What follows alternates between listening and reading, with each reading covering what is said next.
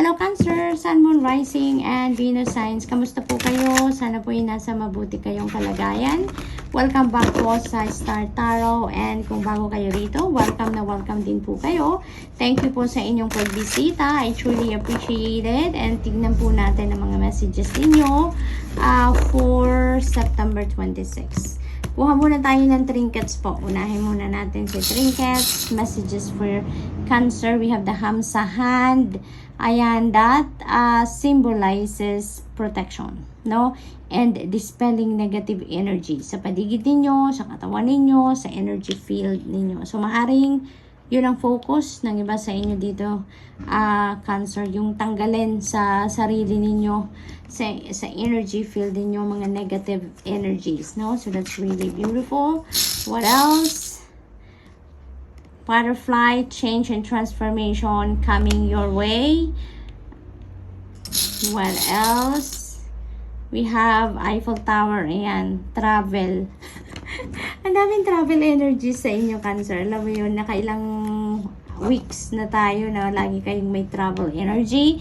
So, ito naman, ang iba sa inyo, maaaring magta-travel kayo patungong European countries. Maaaring papunta kayong France, no? Maaaring papunta talaga kayo sa Paris. Maaari din ang iba sa inyo, yung travel na to is in European countries and maybe that is related to trabaho, no? Maaaring ang iba sa inyo pupunta dahil nakakuha kayo ng job opportunity doon or maaari din na related sa pasyal, no? Ang travel ninyo patungong Europe. Ayan. So, maaari din naman na yung travel na yan not necessarily pa Europe din, no? Maaring yung travel na to could be also international travel pero maaring sa ibang parts naman ng mundo, no? Hindi lang sa Europe. We have Queen of Pentacles. Ayan. So, ang na-pick up ko right off the bat, maybe talaga yung travel na yan is related to your trabaho, no? Maaring may job opportunity talaga na nakuha ang iba sa inyo overseas, no? Yan ang napipick up ko dito, caregiver. Ang iba siguro sa inyo dito magiging caregiver, no? Sa ano ninyo to, sa trabahong ito, kung saan mang parte ng mundo yan na nakuha ninyong job opportunity. Ang napipick up ko is caregiver, okay? Maaari din isa kang nurse, no? You are also giving care to the patients. Maaari din ganun. For others of you, you know, this is definitely a new job at maaari din talaga na this is career or business opportunity na parating. Definitely, this is a financial opportunity coming your way, Cancer, at yan ang maghahatid sa inyo dito ng success, no? Pangkaperahan, and also prosperity and abundance, no? So, good luck. And also, pinapakita din sa akin dito ng card na to na you are really, you have a very big heart. Meron kang unconditional love dito and you are really taking care of everyone around you, no? Hindi lang yung mga mahal mo sa buhay, hindi lang yung mga anak ninyo, asawa ninyo, or magulang ninyo, hindi lang sila, but other people around you. You really have that unconditional love that you are always sharing with other people, no? So, napaka-compassionate ninyo, very loving din.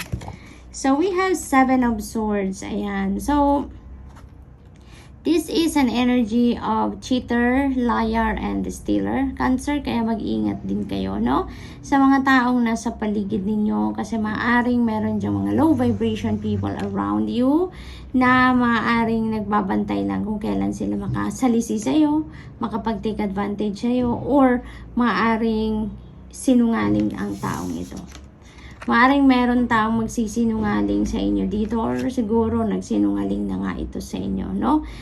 Cancer. And it feels like pinakita ng guides ko sa akin yung Hamsa hand.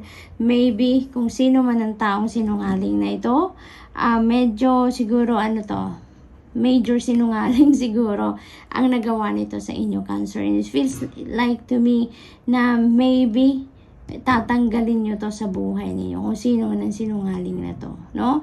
Kasi maaring sobra Sobrang laki, sobrang big deal ang pagsisinungaling na ginawa nito sa inyo. That's why maybe you are considering this person na tanggalin na din sa buhay ninyo, no? Because talagang maaring nasira nito ang tiwala ninyo sa kanya, no? We also have the devil energy. Maaring meron kayong dealings with a Capricorn person. Maaring you are dealing with a Capricorn person, could be this liar. Maaring yung liar na to is a Capricorn, Cancer. Maaring ganon, maaari ding hindi. Okay? Depende sa inyong sitwasyon. Maaari din na meron kayong strong Capricorn placement sa inyong chart. No, maaari din ganun ang sitwasyon.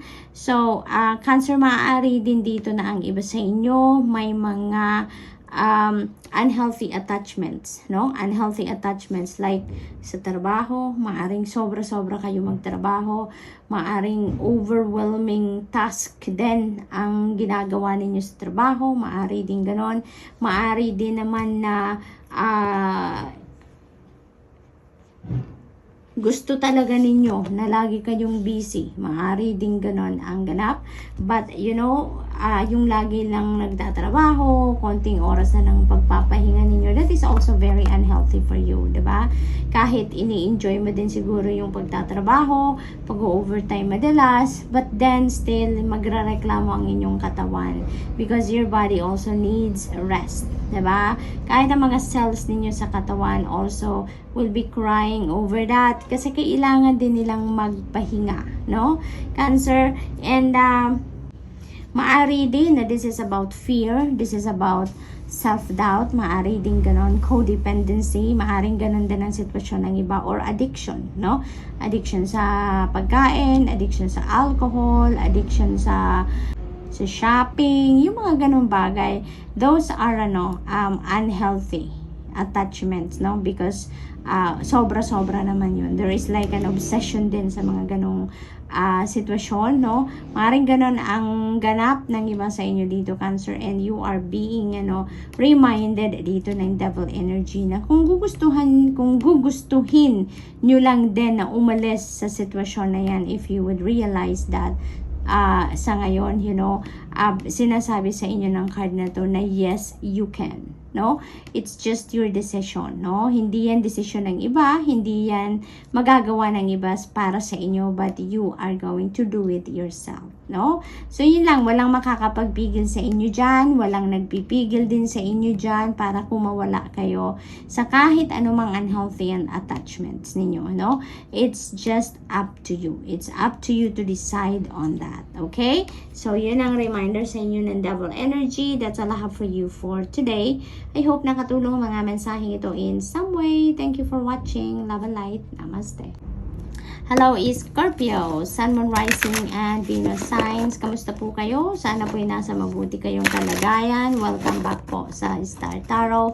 And kung bago po kayo rito, welcome na welcome din po kayo. And thank you sa inyong pagbisita. I truly appreciate it. God bless you all. Tignan po natin ngayon ang mga messages ninyo for September 26. Kuha muna tayo ng trinkets. Simula tayo sa trinkets. We have Hamsahan. This is about protection. This is about dispelling your negative energies. This is also about bringing about positive energies naman into your life, no? Tanggalin ang mga negatibo at papasukin ang kung ano ang mabuti, maganda, positibong pangyayari sa buhay.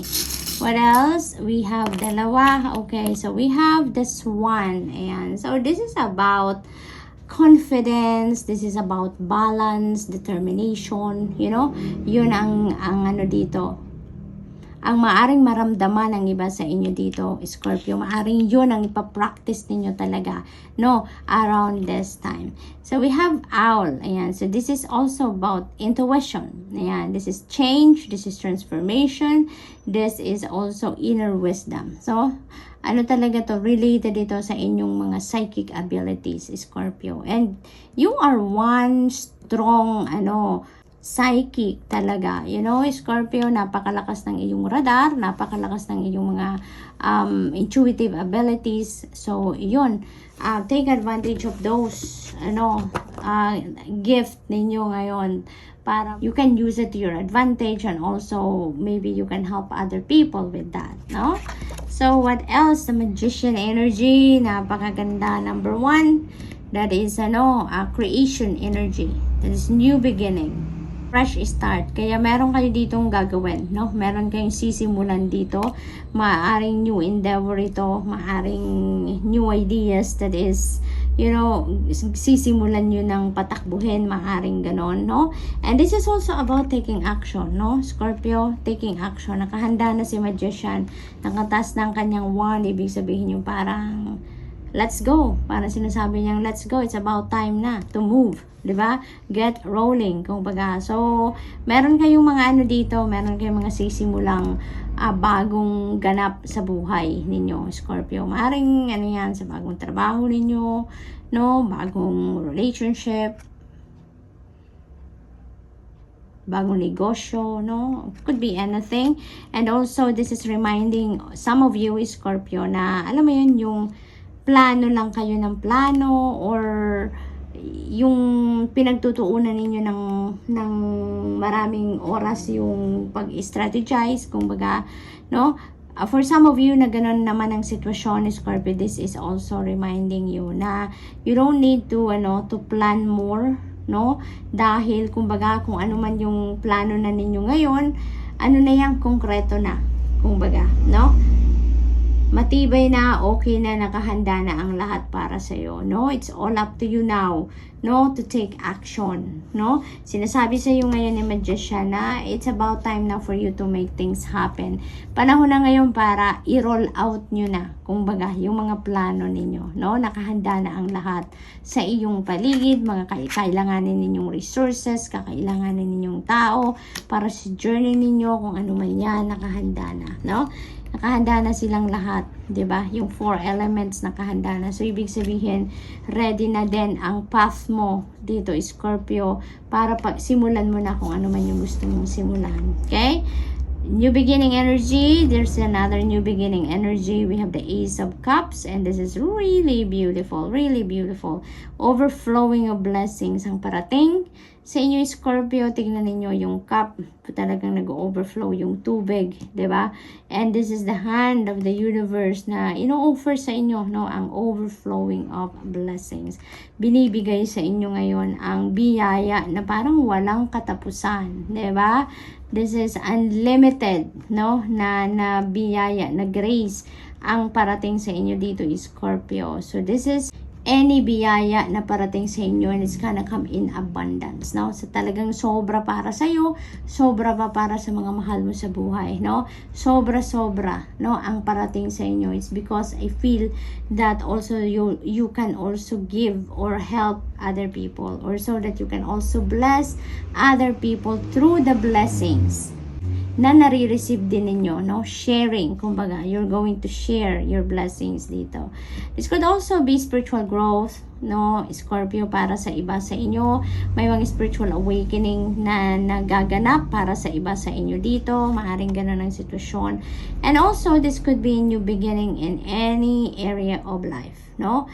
Maaring may bagong relationship dito, maaring meron kayong bagong love connection, maaring may wedding din dito, no? Scorpio, maaring meron kayong attendang kasal, or maybe kayo ang ikakasal dito, Scorpio, no? So, maaring ganun din ang sitwasyon. That's really beautiful, beautiful. So, what else? We have 8 of Wands. Wonderful opportunities are coming in, at napakabilis ng pasok ng mga opportunities na to, Scorpio, no? Mabilis ang galawan, mabilis ngayon ang mga sitwasyon sa buhay ninyo, kaya naman kailangang handa kayo, no? as much as possible, make sure na you are physically, mentally, emotionally, and spiritually fit and ready para sa mga opportunities na parating sa inyo dito. Because these are wonderful opportunities na maaaring sa iba't ibang parte ng buhay ninyo, depende sa inyong sitwasyon, ang dadating, no? And this is part of this, blessing, no? Yung mga biyayang ito na hatid ng Ace of Cups energy, yan, maaring kasama na siya dyan, no? Sa yung Eight of Wands energy na to. May travel din dito, no? And it feels like this is a long distance travel. This could be an international travel for some of you. Scorpio, maaring related yan sa migration, related sa trabaho, or maari din na related ito sa business, no? Maaring business opportunity din ito for you. Kaya, dapat handa talaga kayo, no? Handa kayo. Talagang dapat alert ang isip ninyo lagi kasi mabilisan dito ang sitwasyon. So kung meron ditong parating na mga opportunities, maaring it might require you to decide right away, no? Maaring kailangang may sagot ka kaagad, no? Hindi ka na dyan magkakaroon ng oras para mag-isip-isip, para pag-isipan pa or mag-research ka pa about it. Talagang it might require you to make a decision right away, Scorpio. So good luck, and that's all I have for you for today. I hope nakatulong ang mga mensaheng ito in some way. Thank you for watching. Love and light. Namaste. Hello Pisces, Sun, Moon, Rising, and Venus signs. Kamusta po kayo? Sana po'y nasa mabuti kayong kalagayan. Welcome back po sa Star Tarot. And kung bago po kayo rito, welcome din po kayo. And thank you po sa inyong pagbisita. I truly appreciate all your support sa ating channel. God bless you all. Tingnan po natin ang mga messages ninyo for today, September 26. At kuha muna tayo ng trinkets. Ano mga mensahe sa inyo ng trinkets? We have butterfly. This is about change and transformation. Ayan. So, malaki ang maaring pagbabagong mangyayari or magaganap dito sa buhay ng iba sa inyo, Pisces. This is about friendship and peace. No? So, maaring maaring meron kayong hindi pagkakaintindihan with a friend, no? Recently. At ngayon, magkakaayos na kayo.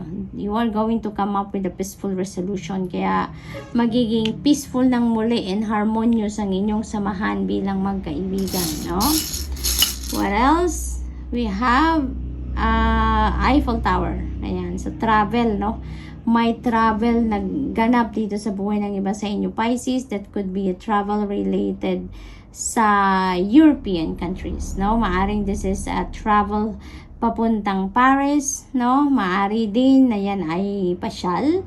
Maari din na yung travel na to other European countries also could be related to trabaho or pasyal din, no? So maaring ganun ang ganap. And maaring travel plans lang din ang meron ang iba sa inyo ngayon, or maybe that is your dream to go to Paris. Maaari din ganun ang sitwasyon. So what else? We have Knight of Swords. This is a fast moving energy, Pisces. Mabilis ang galawan ng mga ganap sa buhay ninyo around this time, no? Kaya napakahalaga dito na kahit anuman ang ganap sa buhay ninyo ngayon, kung kailangan ninyong pagdesisyonan yan, or and even simple things na kailangan ninyong gagawin, is ang advice sa inyo din dito is for you to check in with your intuition. Nang sa gayon, kahit hindi ninyo mapag-isipan mabuti, kahit hindi kayo makapag-research about kung ano man ang gagawin ninyo, at least makakasiguro kayo na tamang direksyon ang tatahakin ninyo dito, no? Kahit nagmamadali kayo. Because, when you allow your intuition to be your guide, makakaasa kayo na you will be led to the right direction. You will be on the right track. Okay, Pisces? Kaya yun ang sa inyo, advice sa inyo dito. Dahil mabilisan, no? Kung meron man ditong decision making, it will require you to decide talaga right away. Maaring ganon, or few hours later, maaring ganon ang sitwasyon. Kaya, go kayo, Pisces. What else? wala na din, oh, look at that, wala na din ano to, yan, nakapahabol ko lang, wala na tong mga delays, no, delays and blockages will be lifted, and look at that, talagang, nako, ang bilis-bilis ng mga ganap sa buhay ninyo ngayon, Pisces, because this is 8 of Wands, this is also another fast-moving energy. Fast-moving energy. Talagang ano, lahat, siguro marami kayong mga bagay na ginagawa before na medyo natigil, na pending, or maaring may mga transactions, or may mga hinihintay kayong mga desisyon, o resulta, siguro, and ang bagal, no? Or maybe, matagal-tagal na naghihintay kayo, no? Pero ngayon, if that is your situation, Pisces, makakaasa kayo. Uusad na ang lahat. Aandar na din, finally. ang kung ano man ang nahinto at natigil dyan, no? Because both of these energies are fast-moving energies. Kaya, ang influensya nito sa energies ninyo ay mabilisan ang lahat, no? Talagang wala nang mga delays dyan na mangyayari. Ngayon, malilift na lahat, no? Kung ano man ang nagkukos ng pagtigil or nagkos ng pagkaantala ng kung ano man ang mga inaasikaso at ginagawa ninyo, maaalis na yan, no? At ngayon, parang malinis na ang daan, kaya tuloy-tuloy na ang pagbiyahe, tuloy-tuloy na ang pagproseso ng mga papeles ninyo, yung mga gano'n, no? If that is the case. Travel, may travel din dito, Pisces. So, definitely, ang iba sa inyo is going to embark on a travel. Yan, travel, international travel. So, definitely, this is fine, international travel related to work, related to pasyal, related to migration, could be related to studies din, no? Pisces, yun din ang akin napipick up dito. Kaya, maganda. Maraming dito, maraming dadating na wonderful opportunities then for you, Pisces. Different kinds of opportunities depende sa inyong sitwasyon, no? But definitely yung opportunity to travel ay talagang very imminent dito kasi meron din tayong Eiffel Tower. So yun, babiyahe talaga ang karamihan sa inyo, Pisces. Babiyahe at malayo yung biyahe yan, ano? We have 7 of Pentacles. Ito na yung hinihintay ninyo, no? You've been waiting for so long. Dito is what I'm picking up, no? Pisces, for this travel, or maybe you're waiting for so long for this endeavor na umandar na. At ngayon, finally, your patience is paying off. Yung paghihintay ninyo ngayon ay talaga namang magbubunga na. Dahil natigil, no, ng matagal, naghintay kayo ng matagal na panahon, pero ngayon, no, ang pag-andar naman muli niya, talagang yung pag-resume naman ng kung ano man itong hinihintay ninyo, umandar na, talagang, para namang flash. Sobrang bilis, 'di ba? Kaya dapat handa kayo, no? You should be physically, mentally, and emotionally ready, and spiritually ready and fit din kayo para sa mga mabilisang pangyayaring ito sa buhay ninyo. Kasi bigla-bigla may mga surprise element dito, may mga bigla-biglang mangyayari, may mga bigla-biglang balitang dadating that may require you to decide right away talaga. Kaya kailangang alert ang isip ninyo lagi kayong handa, at yung katawan ninyo dapat handa rin kasi maaring may offer na sa inyo na, travel ka na, mamaya agad. Diba? So, talagang dapat handa kayo, alerto kayo. Okay, Pisces? So, good luck. And that's all I have for you for today. I hope nakatulong ang mga mensaheng ito in some way. Thank you for watching. Love and light. Namaste.